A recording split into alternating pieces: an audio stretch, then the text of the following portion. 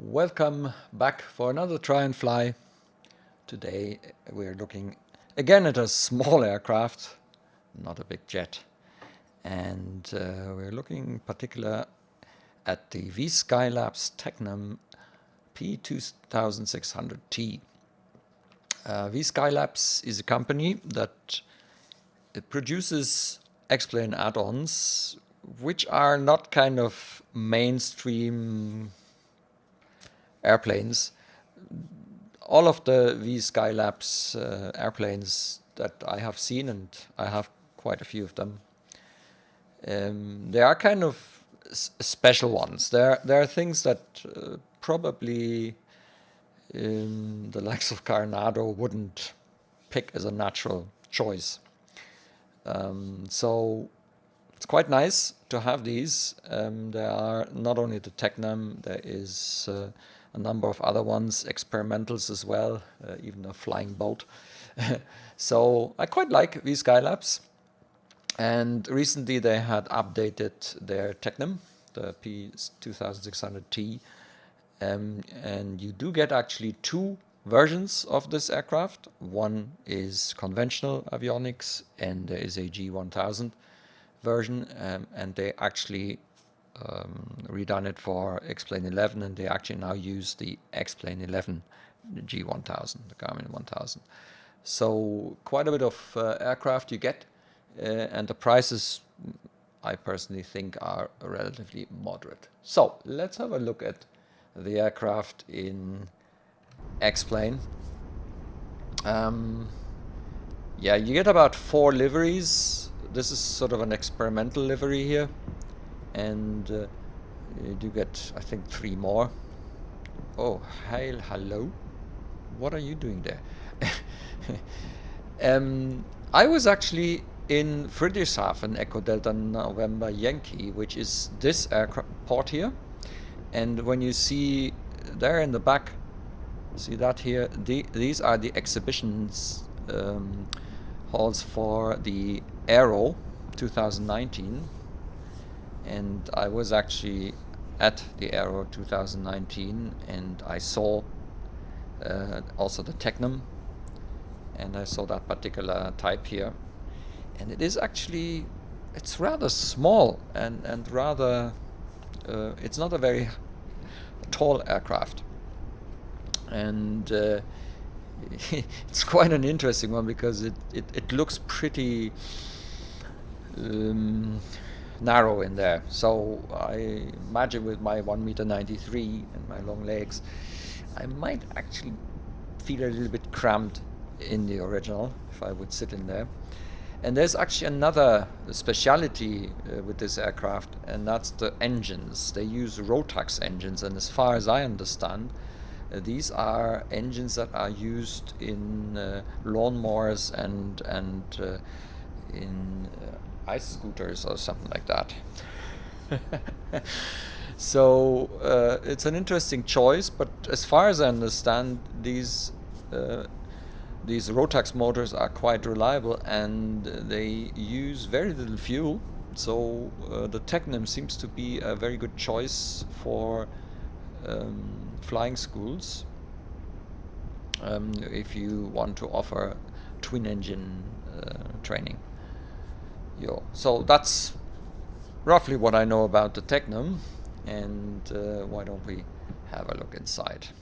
So that is the Tecnam, and I have chosen the conventional avionics because I guess you know the Garmin, and so I decided to go for the many round instruments here. Also because somehow I think it is actually a bit nicer. It looks more interesting than the Garmin version. There's one interesting thing. I've seen a lot of pictures of the real Tecnam, and also looked at the Tecnam at the Aero, and I don't know, but I have seen 1 or 2 pictures where these yellow carburetor, I think they are, levers are in the middle, but at the majority of pictures and also the airplane in the air that I've seen was actually that the prop levers are in the middle and the carburetor ones are on the right. Not that this is really something important. I just realized when I looked at all the pictures that somehow it didn't look the same. And then I found out that somehow mostly what I've seen is this here is the other way around. Not that it really matters, because they have the same function in the real aircraft, and whether they are in the middle or not doesn't really change anything to that. Okay, so yeah, that's here in the back. Again, I personally had the impression that it looked rather cramped, especially there in the back. But then again, you know, it is a small aircraft. It's a relatively light aircraft, as far as I understand. And well, it offers seats for 4 people and also some space there in the back to take some luggage with you. And you do actually, and that is interesting option, you do actually have a door here, which means that unlike other small twin engine aircraft, you often have to enter them via the front door at the pilot's sort of or co-pilot side, and then you have to kind of climb towards the back. In this case, you have actually a door for your passengers, for the rear passengers, and you also have the door for the pilot. Okay, so these are some tidbits here. Right, with this aircraft,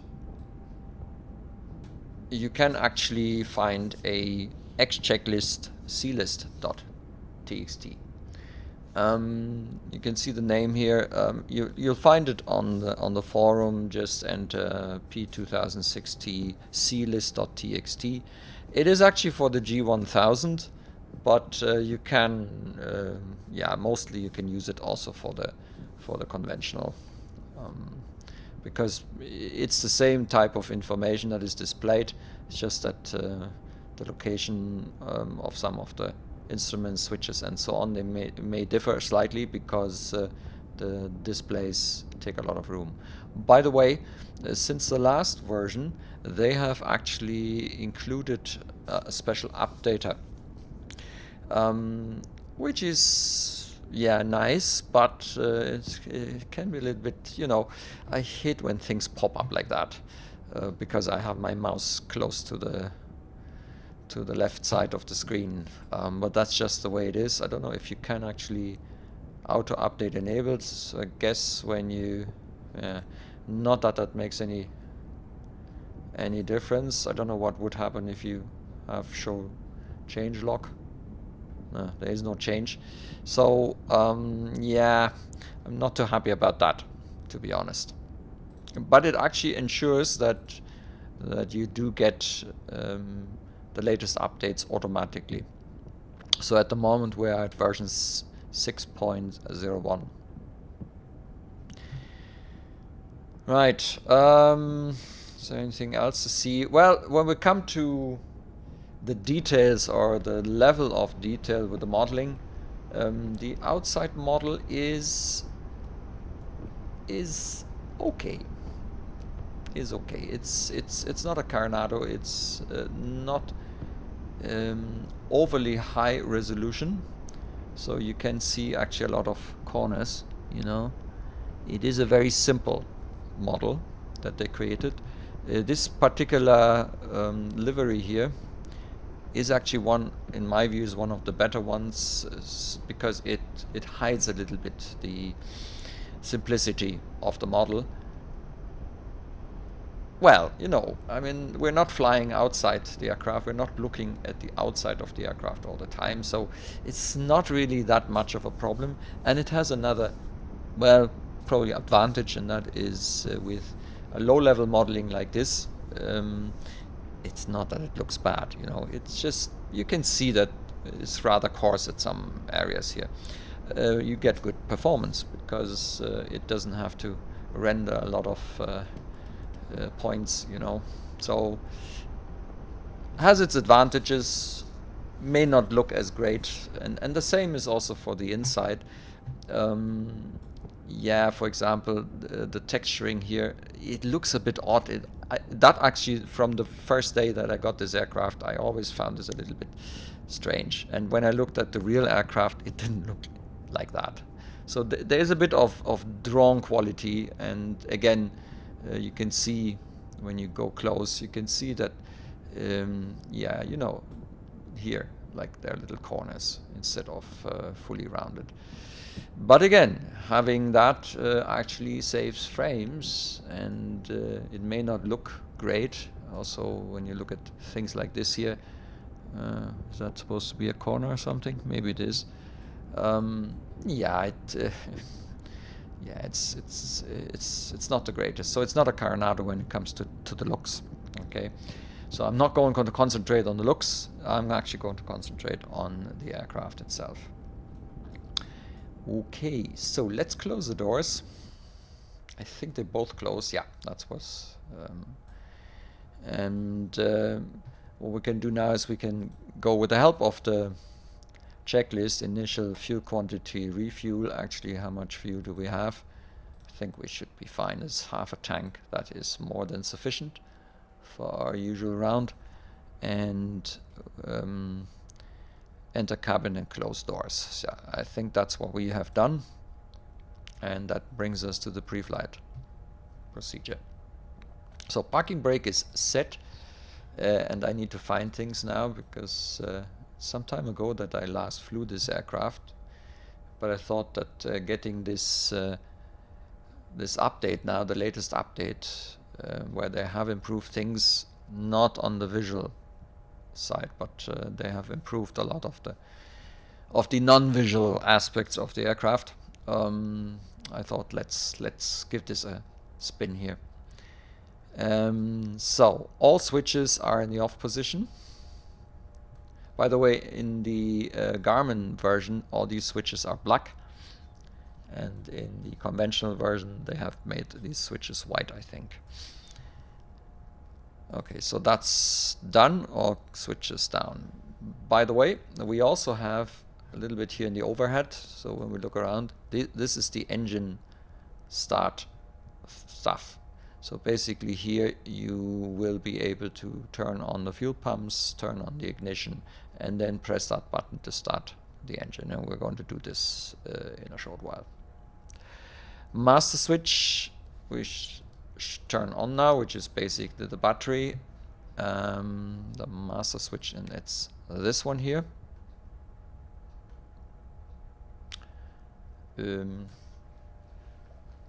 Yeah.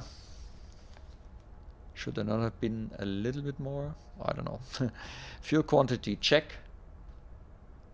Yeah. Did it turn them on? Let me see. Let's turn on the mass. Turn that on again. I mean, there's some lights coming on.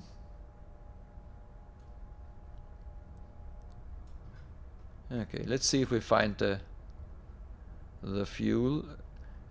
And you may remember this is Try&Fly, so I'm exploring this aircraft. Okay, it's not that I know everything there is to know about this. By the way, these fuses, they don't do anything. This is the panel lighting, which you can turn on or off. This is the indication for the rudder trim. So I think we've got the master switch on, but it doesn't look like the instruments have come to life.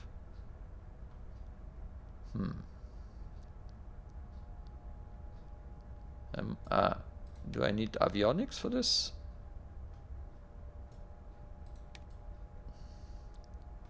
No.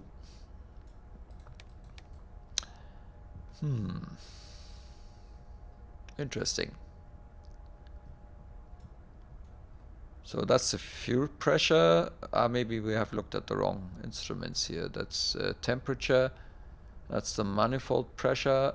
Looks a bit odd, but it should be stuck here. That's the altimeter. something is odd.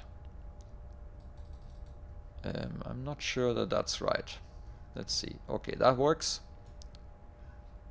That works. Or maybe the instruments.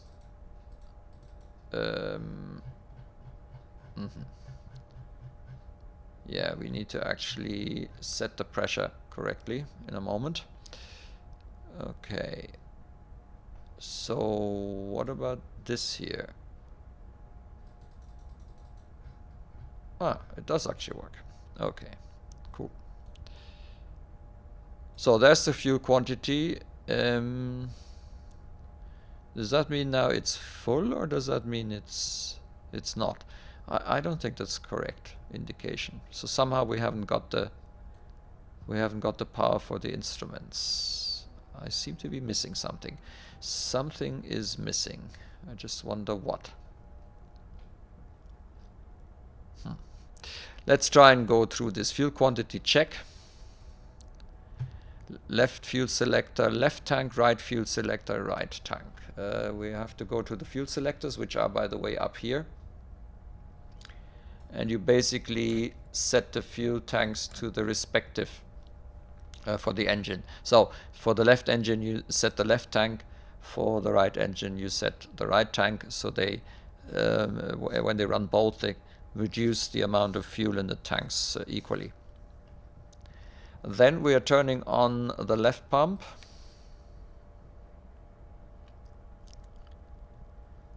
And we check that the fuel pressure is 4 psi. Yeah, but you know, what am I missing here?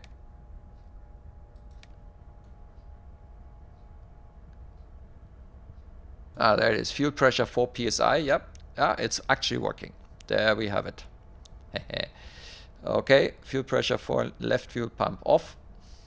I should actually define a view for this up there.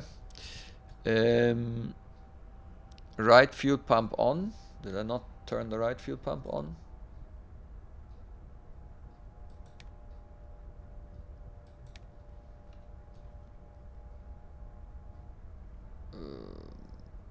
Nope, that is not working. Why is this not working? Right fuel pressure check 4 psi. So that hasn't worked. Am I missing something?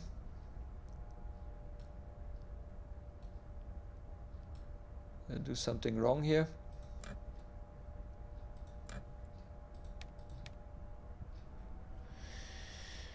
I haven't really flown with this version. I did my first little checks with the Garmin one, so we seem to have some issues here. Let's see if we can continue. It's not a good start. Okay, throttle is full idle. Propellers, we should put in the idle as well. Strobe light. So the strobe lights, where were the lights? There are the lights, and we're going to use the strobe light. It seems that they don't have a beacon, so what they do is that they use the strobe lights instead of the beacon. When we look outside, we should be seeing something now, I suppose.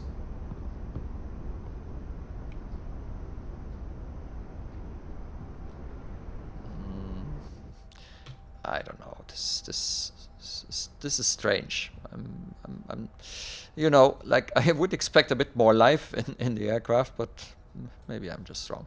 Full and free controls. You can bring the yoke, which is actually quite big. Okay.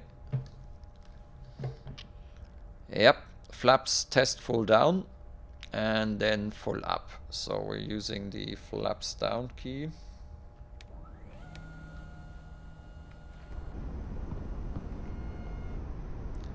And we make sure that the flaps are fully down, and then we bring it up again. Maybe I'm expecting too much from the instruments. Okay, so we've done that, and Now let's try and get to the flight plan. So I'm going to turn on the avionics, or maybe we should first start. We should first start the engine, I guess. Left engine start. So avionics switches are off, yeah. Left throttle lever is idle. The left propeller we put fully forward. We left the left fuel pump we're turning on. And the left ignition switches we both turn on. And then we press the start push button.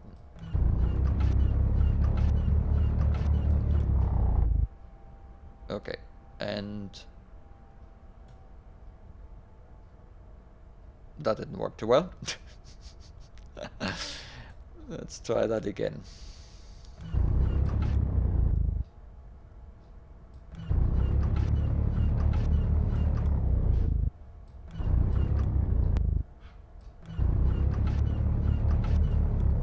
There's definitely something wrong. This worked out of the box without big issues. Have I missed something? That's a pity. Why does it have to be like this? Maybe I should have taken the other one. Nah, too late now. This is Try&Fly, so I'm going to try and somehow get through. Have I missed something? Left starter push button push. We have a pump. We have fuel pressure.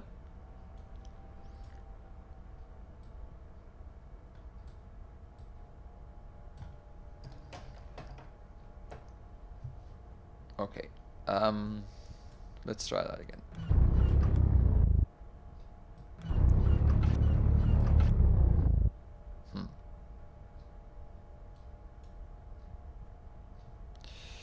Let's check the fuel again. Nope, we do have fuel. We have fuel, all right. Let's quickly check failures. Do we have any failures? You know, sometimes, the left magneto failed and the right magneto failed. Don't ask me how I did this, but that explains it, probably, possibly.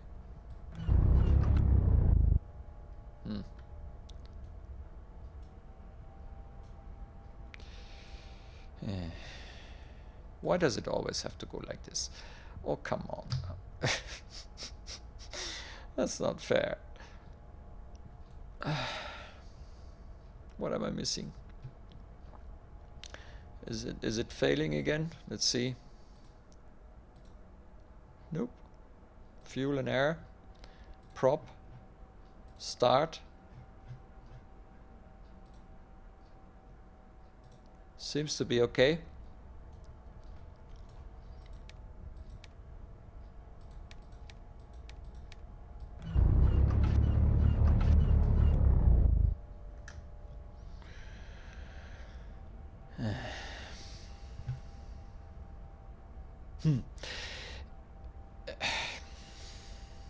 I don't know. It should have worked like it did with the other version. Am I missing something? Have I maybe I have overlooked something? What was that again? Was that something I have to do?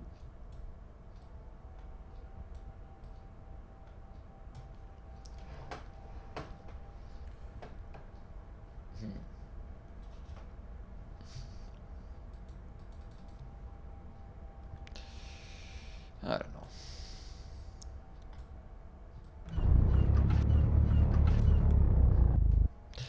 We seem to have some other issue. This is not normal, and it's a pity that it has to happen right now with this. No, but not autopilot. That's really a pity. Let's see. Check electrical here. Any other failures? Fix all systems. See if that makes any difference. Okay, that's no point. So what I'm going to do now is, although I hate doing this, but I don't want to waste time now.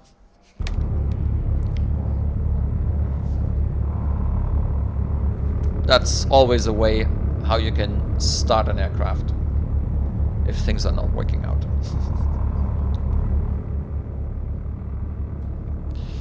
Okay, so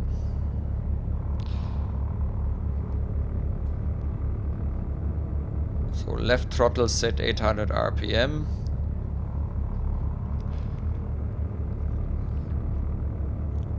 And then we do left throttle set 800 RPM. Okay, so where's the RPM here? There's the RPM.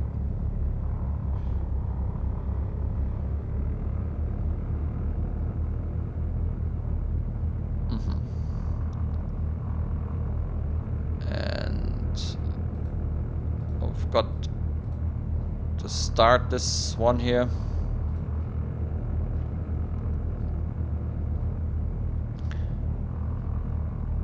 And that's the after engine start. We keep the throttle at about 800 RPM. Avionics switches both on. Yep, they are. Crossbus switches both on. Not that it can detect that, obviously. Then we're turning the RPM master on. That's the two generators, I think, the field stuff. And that's the lights, instrument lights and so on. Instro switch, that's this one here, on. Okay.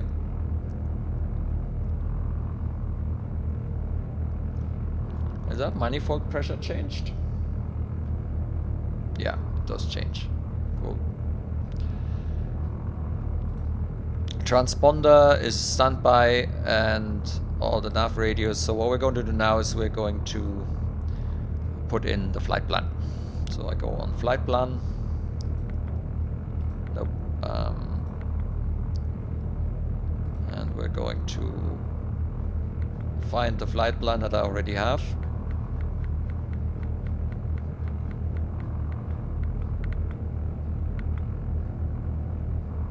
Strange noises. Yeah, that's the flight plan. Enter. Understood. And when we look at the range, you can see we're going to take off towards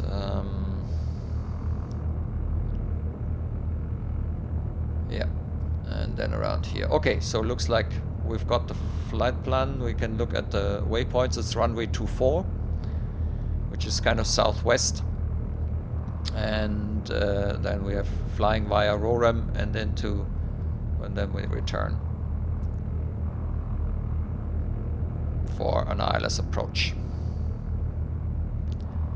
The localizer is 111.900. Okay, looks good.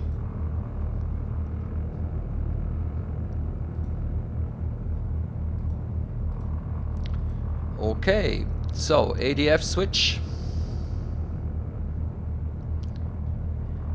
Now it might well be that we are not having all of the switches because this checklist was made for the Garmin. So I don't think we have that switch. Altimeter set QNH, which is, I think, let me quickly check.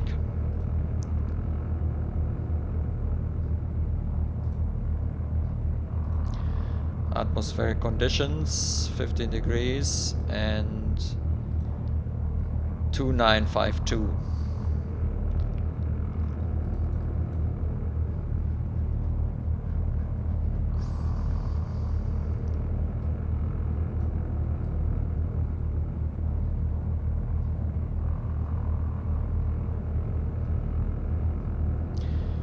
Nine.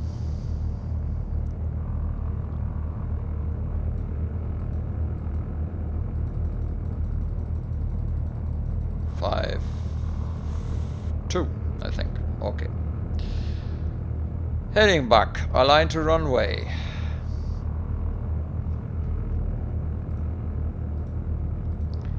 I'm quickly enabling my hardware here. I have GoFlight hardware. I just realized that for this aircraft I haven't actually written it yet. So quick moment. So that's actually the GoFlight interface tool that I'm using for that. And when I have a new aircraft that it doesn't know about yet, then I need to load the definitions.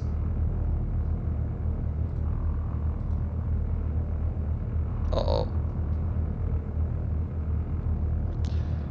I can see this already being the typical we're going to have problems thing. Okay, that's for the light switches, and then we also have radio. So this is going to be the nav radio. And I have to export it so that it remembers it the next time. And the second device that I have is the comm radios. Alright, and export so that it remembers. So that should be fine now for me being able to use the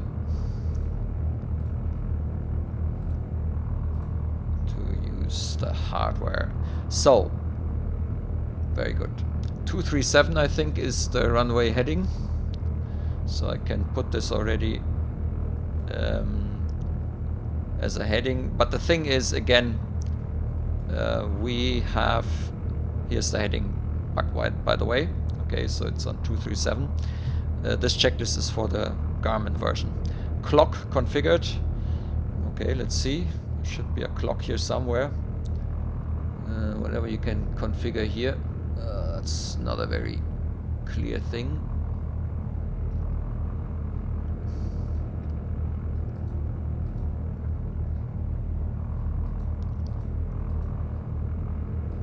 So, yeah, that's the chronometer. Okay. Left fuel selector, right tank, right fuel selector, left tank. We should switch now. It looks, I think that's some kind of procedure. So I switch to this tank, and I switch to this tank, and I think I've turned them off, both. Am I good or am I good? Oh, crap. I think I need a view. Did I put it? I put them in the off position. I actually thought, is that really the off position? It is. How did I do that? Okay, let's put that to the left and put that to the right.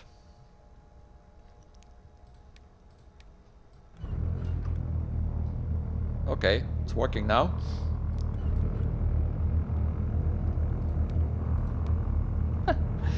So this one to the right, this one to the left, and then we check the fuel pressure again.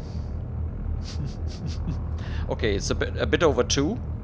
Yeah, it's a bit over 2. That's correct. And taxi light switch on.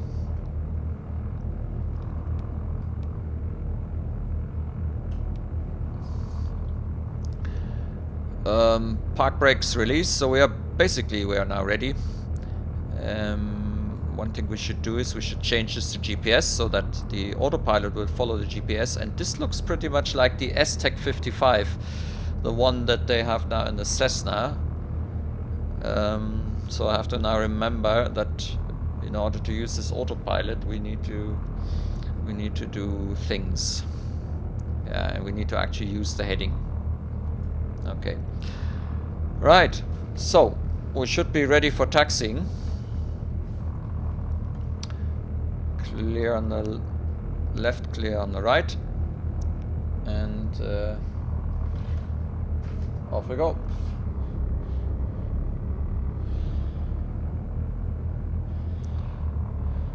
Okay.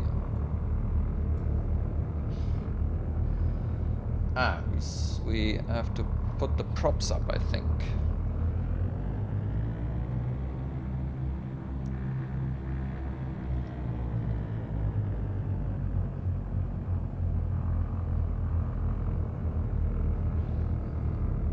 Okay. Okie dokie then. Let's taxi.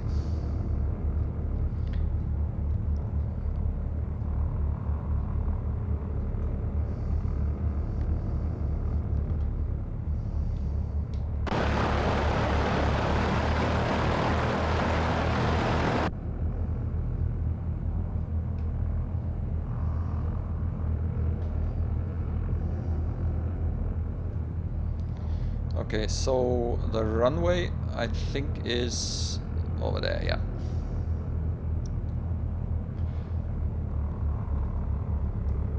Yeah, the engines sound slightly different. They actually use their own engine sound. Which I find good, because the Rotax engines are actually different.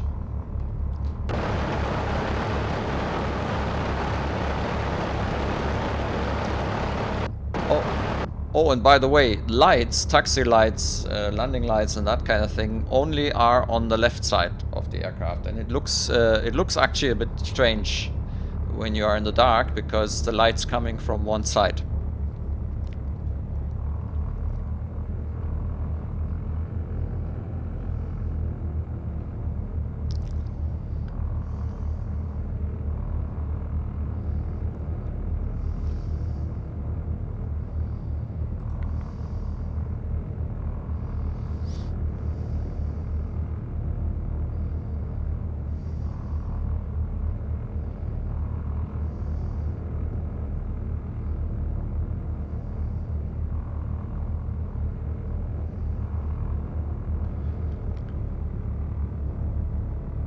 So here we're now at the holding point.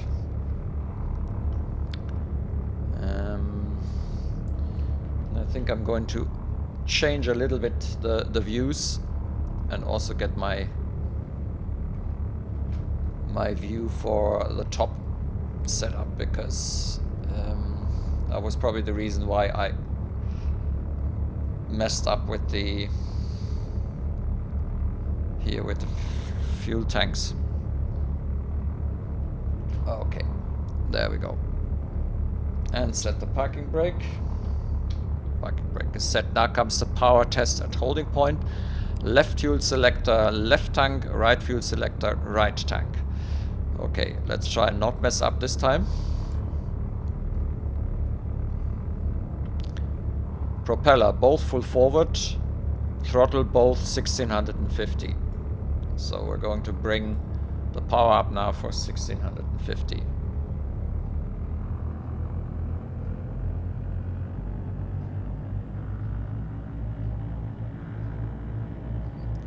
Okay, ignition test. Left ignition off. Can we quickly check? It's slightly over around 1600. So left ignition. LH ignition off. Okay. L ignition on. Left engine RH ignition. Yeah, it's a bit difficult, but you can see that there is a small drop.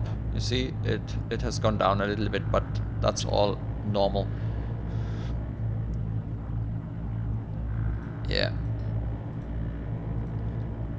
All right. Left ignition. Yep, slight drop. There's a slight drop. And it's back. So, propeller levers both idle.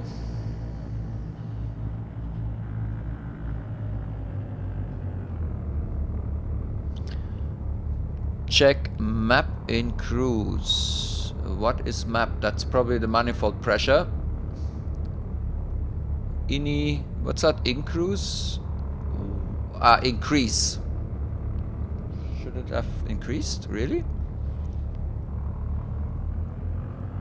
Oh yeah, indeed it did. Yeah. Manifold pressure actually increases. That's correct. Drop RPM 700 to 800 RPM. Yeah. Okay. And the propellers both fully forward again.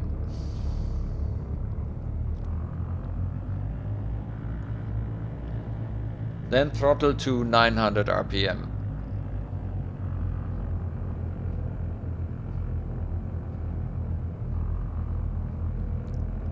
Roughly. There we go. Okay, before takeoff, flaps set to takeoff, which is one position. Rudder trim is neutral, elevator trim is neutral. Controls, there are full and free. I just moved the yoke. Yeah. Then P2 heat. Yeah, let's turn that on because we're going to fly through clouds.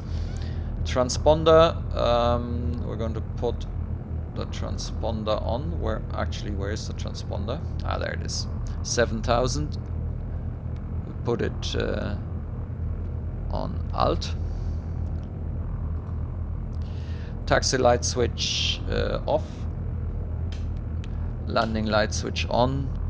Park brake release. And we go to the lineup.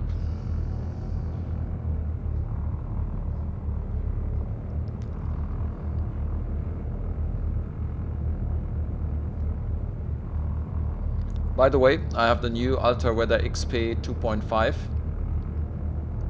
and well, I think I'm relatively happy with the new settings, but as it is with the new version of Ultra Weather, you need to configure it so that it suits your requirements, and I think it's looking pretty well. We have an overcast here with a slight rain and some wind coming from the west, and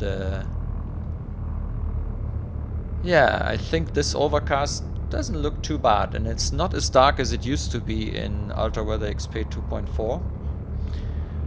So we're going to fly through the clouds up to an altitude of 9 or 10,000.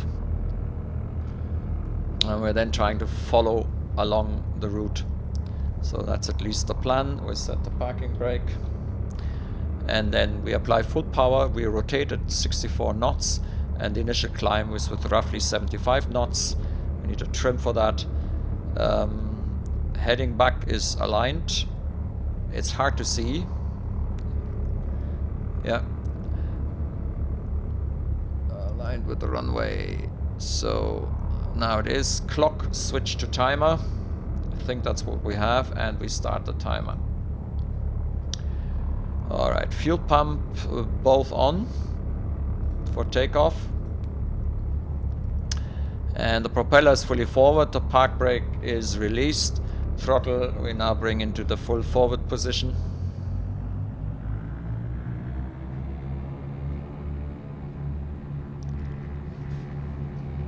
Ooh, the steering is a little bit touchy.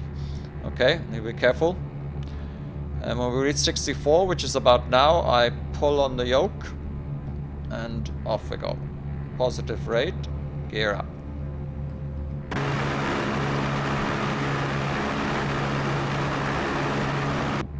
Yep, oops. Alright. So we stay at full power and we climb up with about 80 knots. So I'm trimming to keep about 80 knots. And now I'm going to use the heading mode first. And we're going to use vertical speed mode.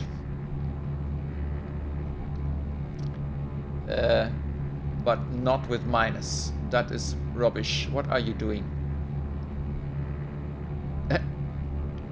Alright, that's better.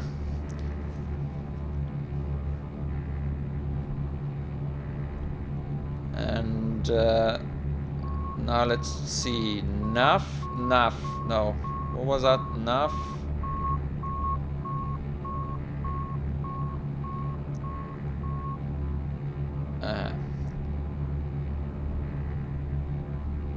I think, oh yeah.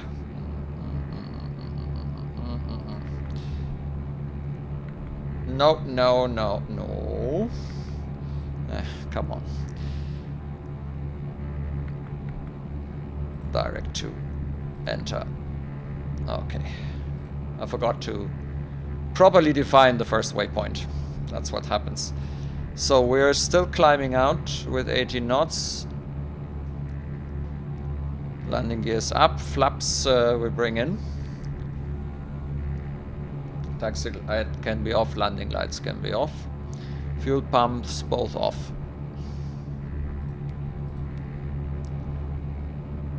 And I need to check that we're remaining on course, but it looks okay at the moment. Yeah, looks okay. It's trying to intercept, I think.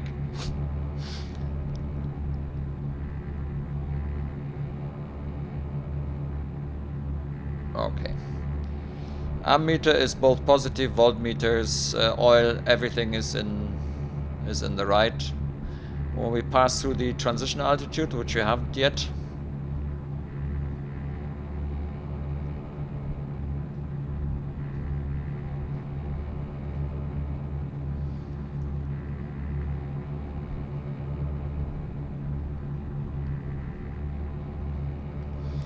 Yeah, it's the same weather conditions that I use for all my tries and flies, but it's depicted quite differently.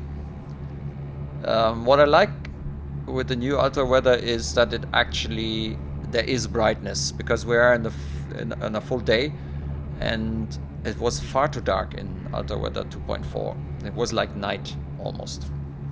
And this actually, it is daylight, but you don't get the sun because the sun is blocked by the clouds. So far it looks really far more realistic. Yeah.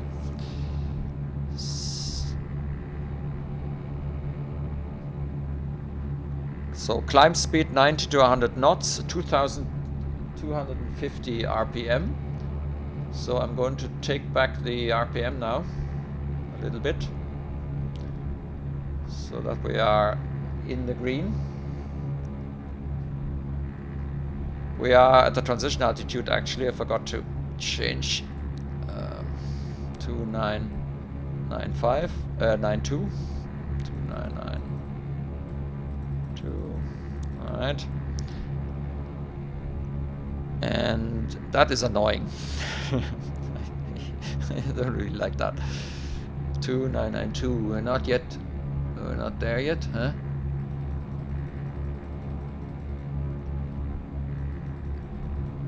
Yeah, the 299. Well, yeah, roughly. Pitot heat. We're still going through clouds, so we'll definitely leave them on. And carburetor heat if required. Not sure when we should turn on the carburetor heat, but it's this one here. Engine instruments check. So everything looks almost green. What's that? That's oil, is it? So oil temperature is a little bit low. The pressure though is good. This one looks good. This one looks good. Manifold pressure looks good. Fuel pressure looks good.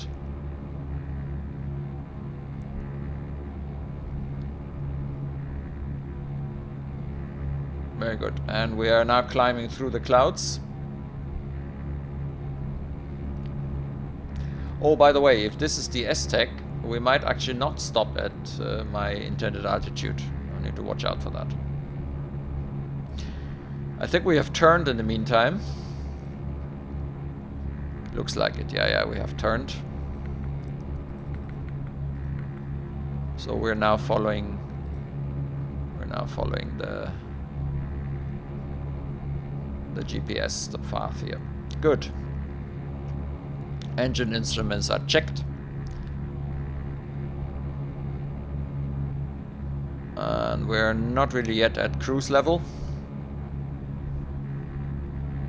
Maximum cruise level of this aircraft is flight level 120, so we're still below the maximum with 10,000. And I don't think it is pressurized, so you would have to stay anyway on an altitude where you can still breathe.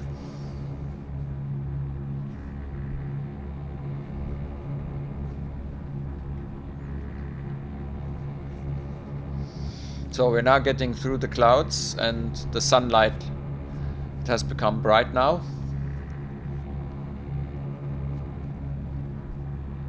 And I'm hoping that we're getting really on top of the clouds, because in theory the cloud layer should stop some time now.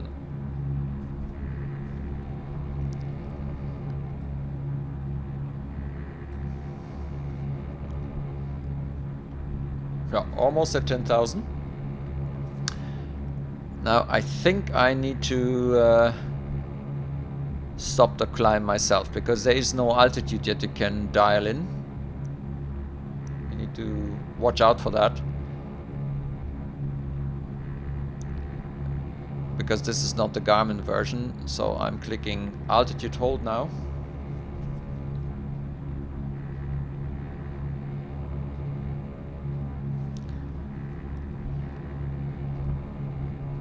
And let's quickly check. Max cruise, okay, 1,900 to 2,250, 90 to 28 inch. Okay, so 2,200 and 90 to 24 for the cruise. Let's check. Our props are about 2,200.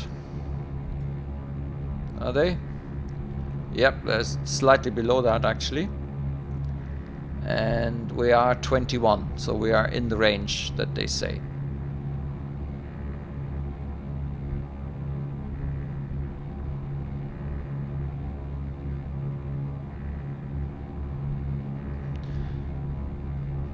Okay, that looks good.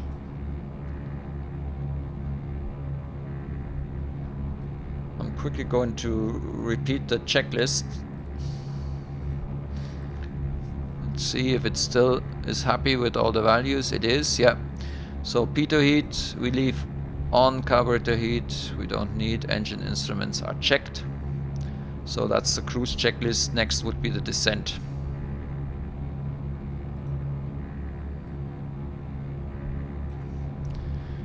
So we now have turned towards Alago, but it doesn't look like we're getting through the clouds. Let's see, maybe we can change something here. Doesn't really make sense, right? Because this cloud layer is actually reaching to 6,000. We should have really been through it. Ah, well. Can't be helped.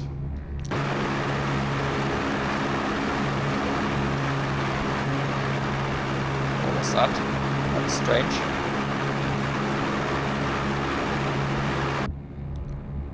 That is strange. The views are different up here. How come?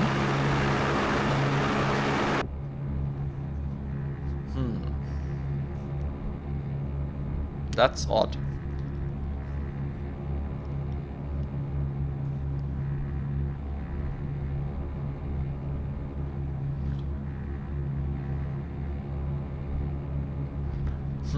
I need to check, because we should have been out of the clouds. Really. Well, anyway. We're testing the aircraft, not ultra weather.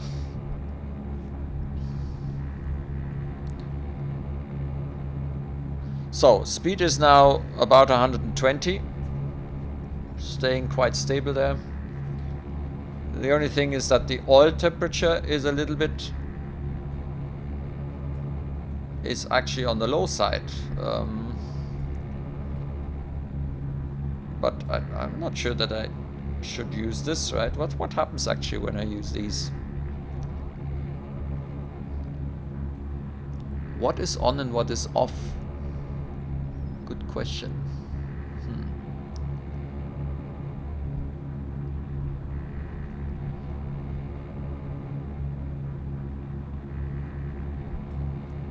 So I can't really see. Okay, that's the oil pressure. The oil pressure is fine. Are we turning again? Yeah.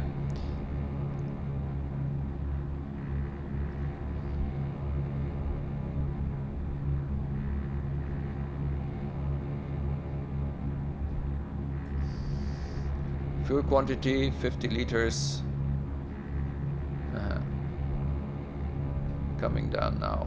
All right. So, I don't know, oil temperature is pretty low. It's definitely not in the green. So, what do these things do when I turn them on? Can I see any difference?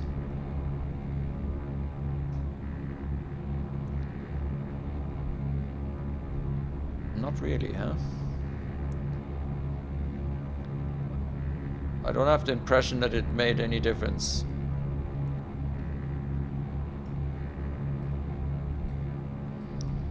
Ah well. Exact same values. No change. Well, anyway, let's quickly have a look at so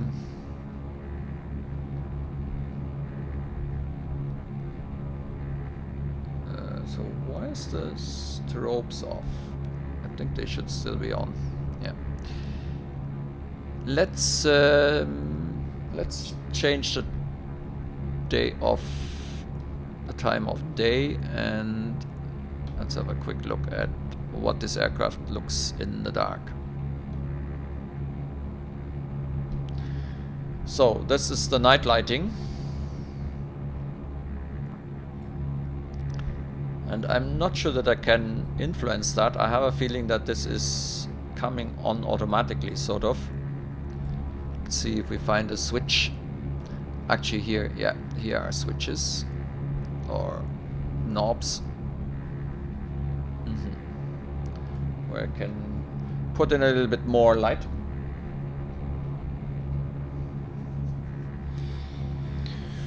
Yeah, okay, I mean, it is enough to... So that's that light, and the rest are external lights, right? So we've got the landing light, taxi lights, nav light. Why are they off? Strobe lights. Okay, and here is the brightness. We're not fully dark yet, right? How come we're staying in bright clouds? No, there's something fishy here. We're supposed to be at night. This is not night. This is whatever that is. So let's... So theoretically the sun has...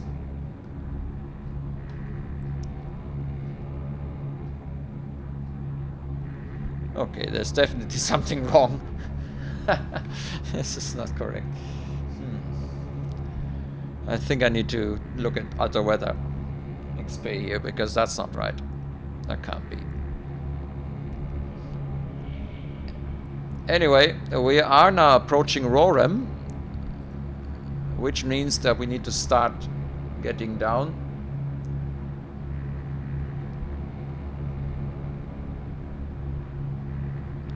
So I'm going to put 4,000 as a marker for me. Well, we're going to use vertical speed mode, and we're going to reduce power now. So let's use vertical speed, and no, not plus, minus.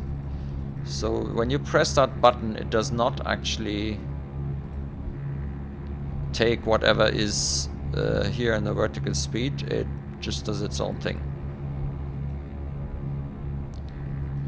And I'm going to reduce the power now.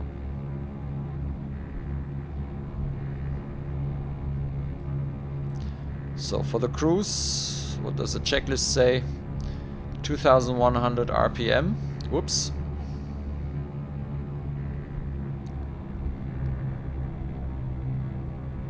The P2 heat on. Carburetor heat if required. Okay. Fuel gauge is check. 30 to 70 psi. Oil temperature 90 to 130. We're below that actually. Fuel pressure looks okay. Okay.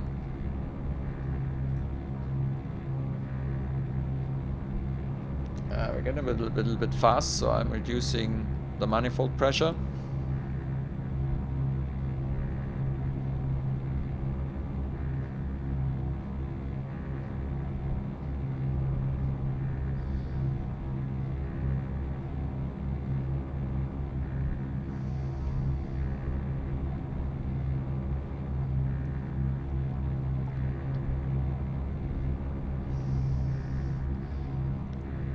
We're getting through the clouds.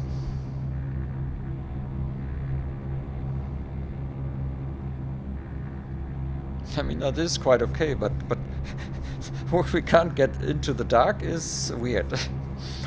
I think there's some settings with the lights or the color or the brightness of the clouds. There's something wrong. That doesn't make sense, yeah. We're still a bit fast.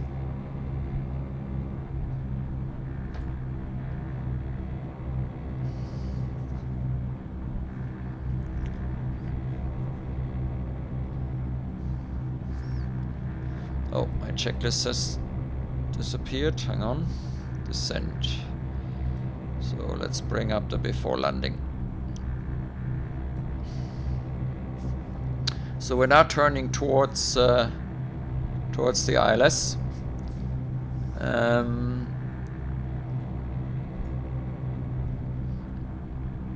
Once we have turned, I'm going to switch into heading mode.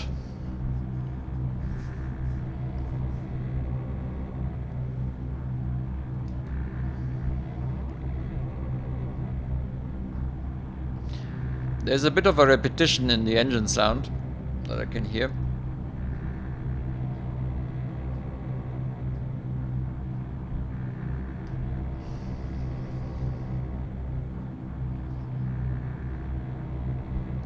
And we need to be careful now because it doesn't stop. Okay, so we are at now 6,500. I need to really watch out that we stop the descent at 4,000.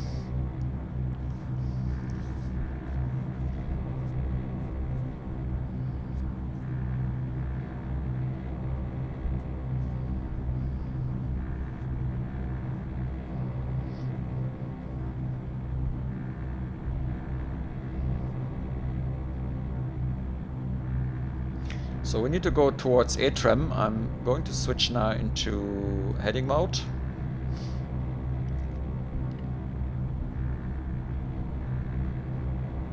And I'm going to use the heading mode so that we intercept ATREM. I'm going to oops, clear. Nope.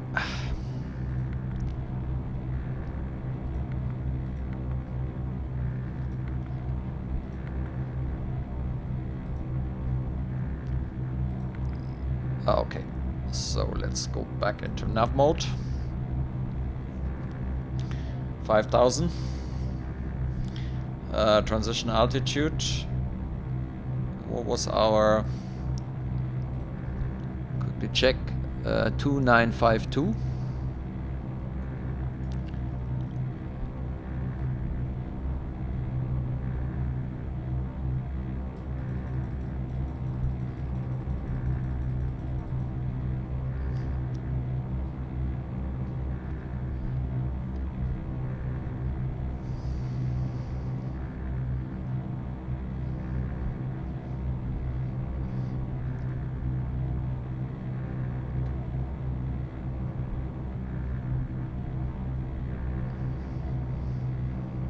You can see the airport over there.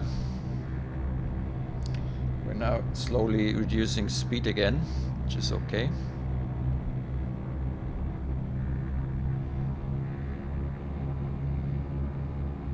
And 4,000, I'm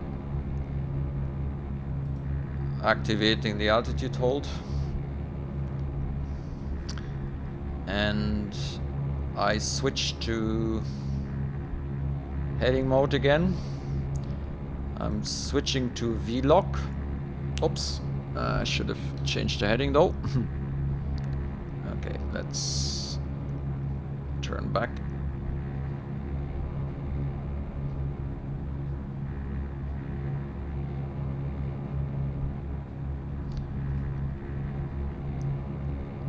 And we can see now the ILS here. This is the localizer, this is the glide slope. We are below the glide slope, which is good.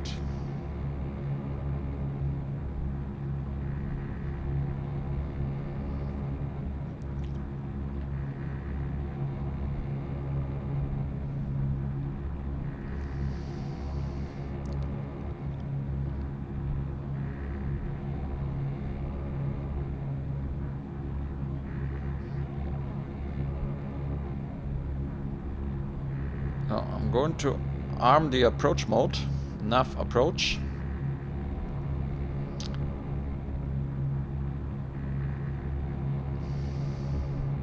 And I think, how was that? Maybe it's not the new STEC 55. I think we are fine. Yeah. Doesn't seem to be the laminar one. We will see. So localizer is coming in. So in theory we should be turning now onto the localizer any moment.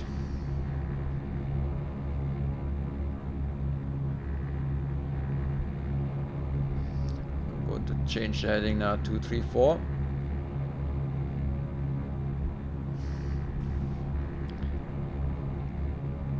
Now it's turning. Okay, localizer captured. The glide slope is coming in.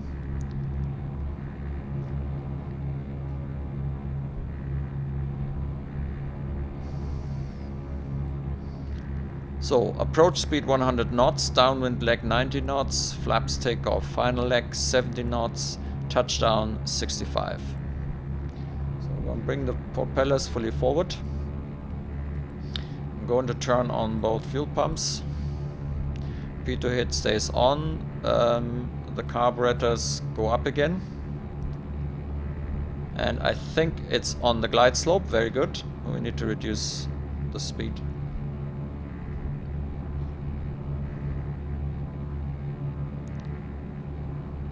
So below 119, we can bring flaps to takeoff position.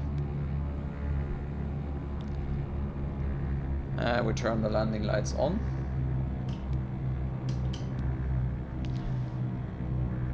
And below 93 knots, we can bring out the gear. I got a little bit slow now, and I bring out the flaps full. Landing gear up. What? No. Why is it up? Not true.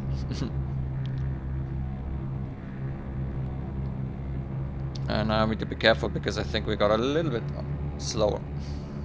You have to watch the speed here. Okay, so the autopilot is nicely bringing us along the glide slope here. Very good.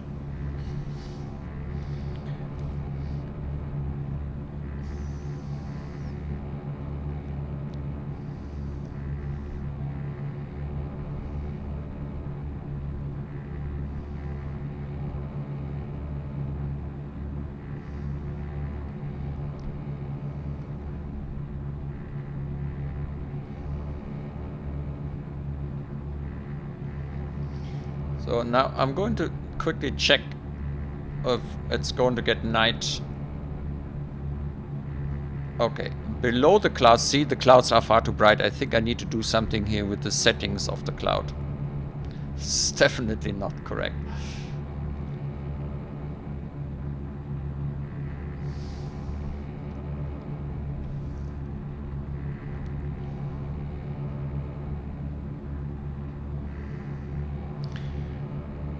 So final leg about 70 full flaps. Yeah, that's roughly. We are somewhere between 70 and 80.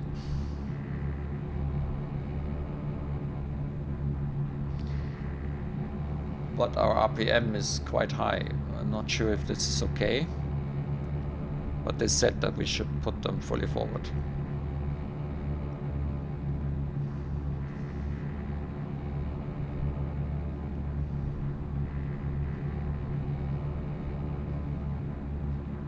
I think I slowed down a little bit too early. I always tend to be too slow too early. I should have continued much further along the glide slope. But that's the thing, when you fly with jets, things go very quick. When you fly with something like this here, things are not that quick.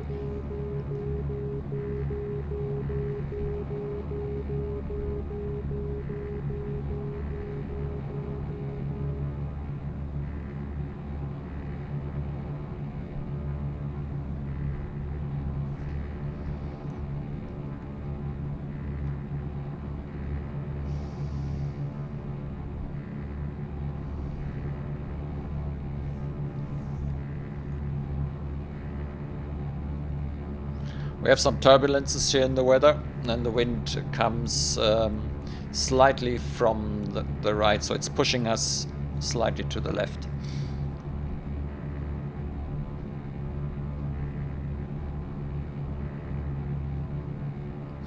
Yeah, I should have stayed on 100 knots, and probably about now I should have started with all that flaps and gear stuff. I did that far too early. Need to remember that next time.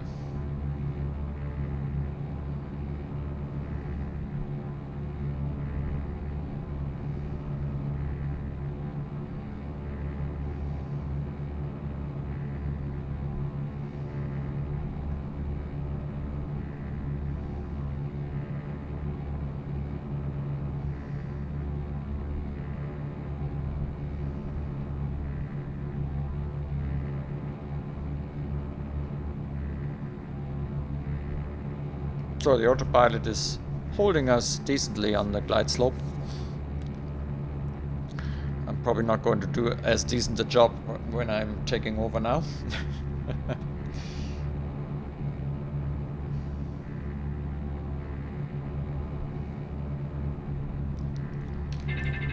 Caution. My aircraft.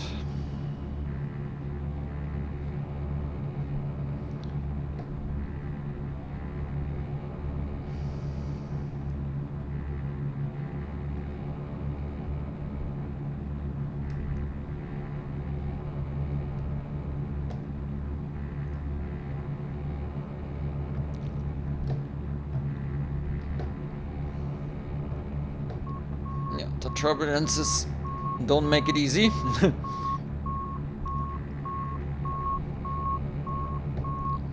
But you basically just ride them out.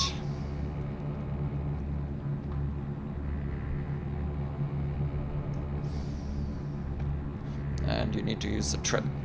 Trimming is important.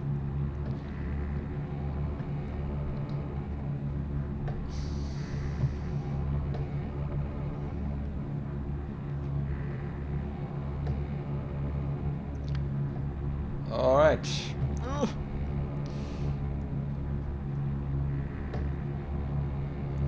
I'm staying slightly to the right of the center line because we're usually getting pushed over. And there we are.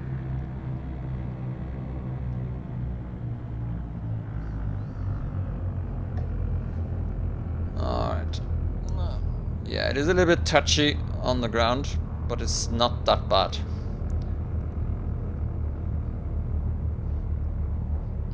So I'm carefully using the brakes. Okay, whoops.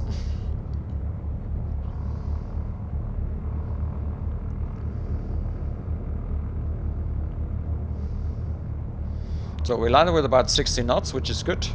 122 is, for me, is a decent landing. It's quite nice. So not too bad, this landing. The aircraft is good to fly. I didn't have really any problems with it. So let's bring in the flaps fully. So landing lights off, taxi lights on, and our strobes stay on. Fuel pumps we both turn off. Pitot heat we don't need anymore. We're clear off the runway. Parking brake on. Then landing light off, taxi lights on, transponder.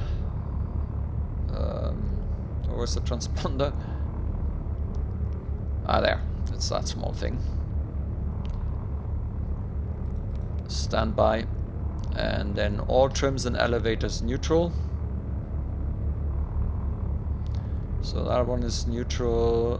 Where do I actually see the elevator trim? Good question. Ah, here. The problem is there is no indication, so I have absolutely no idea if my trim is neutral. That's a good one. Maybe I'm missing something here. Ah, here it is. Here it is. That's the trim indicator. Okay, so neutral. Park brake release, and we go to the parking position.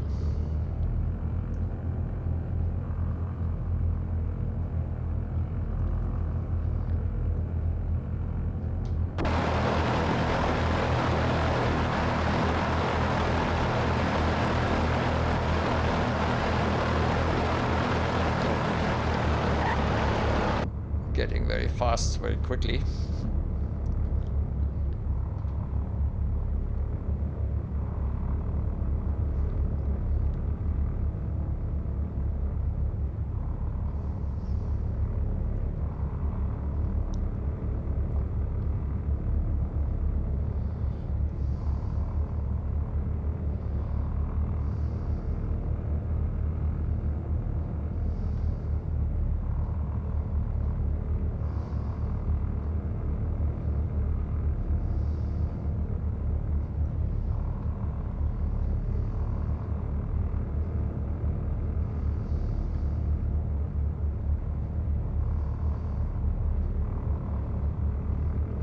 Let's just place ourselves here for the moment.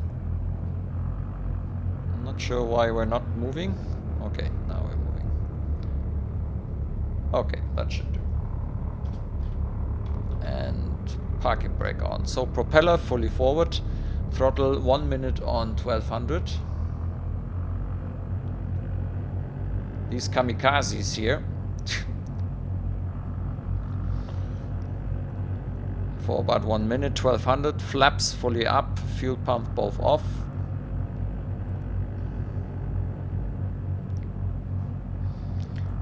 I guess we should also stop the watch. 34 minutes.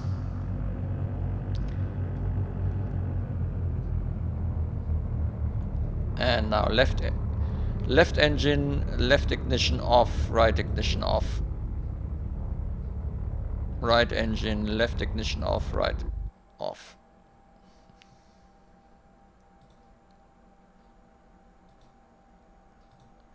It doesn't seem to be able to detect this. Throttle is idle, carburetor heat is both up, left fuel selector off. That's that. Fuel selector, fuel selector. Shutdown 2, LH field switches off. That's these here. Avionics switches both off. Crossbus switches both off. Why are they're not off? There's something wrong here.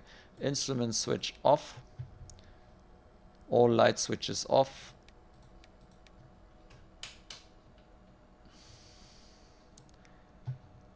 API master off.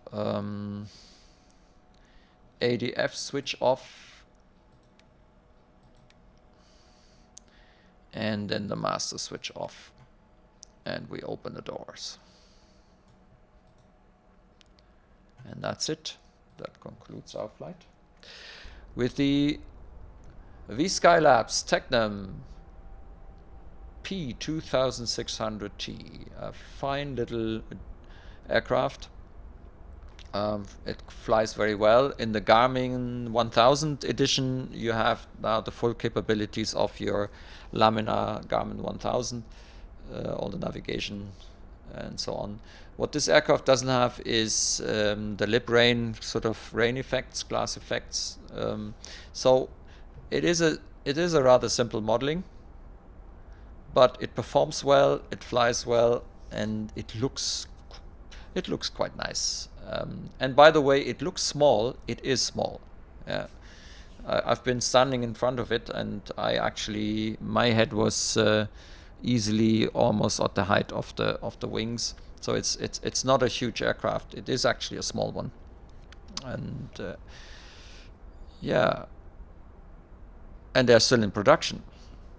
So this is no old aircraft. This is actually a modern one, and quite like it. I hope that was useful to you and you enjoyed my little flight around Friedrichshafen. And now I need to find out Ultra Weather XP version 2.5 is making daylight when there is night, having the luminescent clouds. Probably some setting I need to change. Okay, thanks for watching, and until next time.